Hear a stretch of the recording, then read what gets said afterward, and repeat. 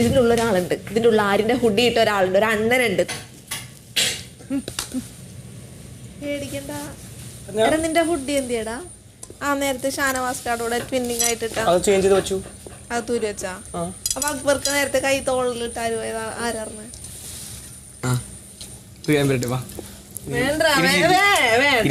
ഇല്ല, അണ്ണനൊന്ന് ഇറക്കട്ടെ എന്നിട്ട് വരാം. സൂപ്പർ പവർ കിട്ടാൻ വേണ്ടിയിട്ടുള്ള ടാസ്ക് ആണ് ഇത് തോന്നുന്നു. ഇവിടെ വന്ന് നിൽക്കുന്നത് ശരിയല്ല എന്ന് എനിക്കറിയാം. ബിഗ് ബോസ് എന്നാലും ഞാൻ ചോദിക്കാം, നിങ്ങൾ ഇതിലോട്ട് എടുത്തപ്പോൾ കേരളത്തിൽ നിന്ന് വന്നതാണോ തമിഴ്നാട്ടിൽ നിന്ന് വന്നതാണോ? ഇനി ഇത് ഏതെങ്കിലും കഴിഞ്ഞ ഏതെങ്കിലും സീസണിൽ ആരെങ്കിലും കണ്ടസ്റ്റന്റ് ആണോ? കക്കൂസിലിരിക്കാൻ വന്നേക്കണതാ? ഇതെന്ത് പരിപാടിയാ ബിഗ് ബോസ് ചെയ്യുന്നത്? ഒരുമാതിരി നമ്മളെ വിളിച്ചെങ്ങാനും മോട്ടിവേഷൻ തരുന്ന ഒരുപാട്, എന്നിട്ട് ഇവരെ ഉള്ളിലേക്ക് കയറ്റി വിടുന്നത് ഫ്രസ്ട്രേഷനാ അല്ല ഇത്? உங்களுக்கு ஹெல்ப் ஆகிற ஒரு நிதி உங்க எல்லாருக்கும்.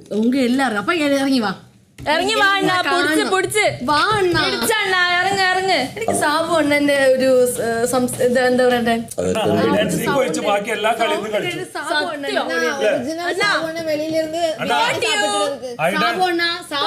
ആണെങ്കിൽ എനിക്ക് നിങ്ങളെ ഭയങ്കര ഇഷ്ടം. അണ്ണാ അണ്ണാ അണ്ണാ, ഈ ടാസ്ക് ആരുടെ കയ്യിലാണോ ഏൽപ്പിച്ചത് അത് കൈ പൊളിച്ചു തന്നേട്ടോ.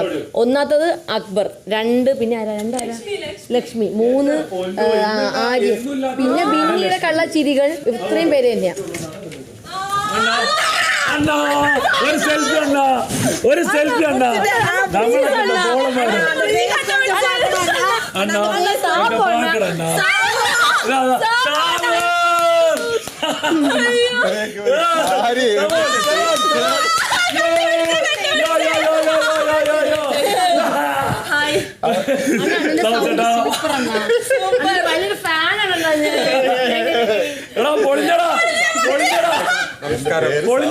നിനക്ക് ചിലപ്പോ എന്നെ അറിയാൻ സാധ്യതയില്ല. ഇല്ല, എനിക്കറിയാം, ഞാൻ ഫസ്റ്റ് സീസൺ കണ്ടിട്ടുള്ളതാണ്.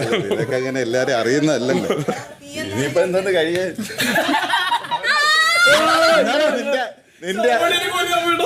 അവിടെ നിങ്ങൾ കംഫർട്ടബിൾ എല്ലാം അതിനകത്ത് കൊണ്ട് ആക്കിയിട്ട് ഇവരെ വിളിച്ച് മാറ്റണ്ടേ? നീ ഫ്ലൈറ്റ് മീറ്റ് ചെയ്തില്ലേ?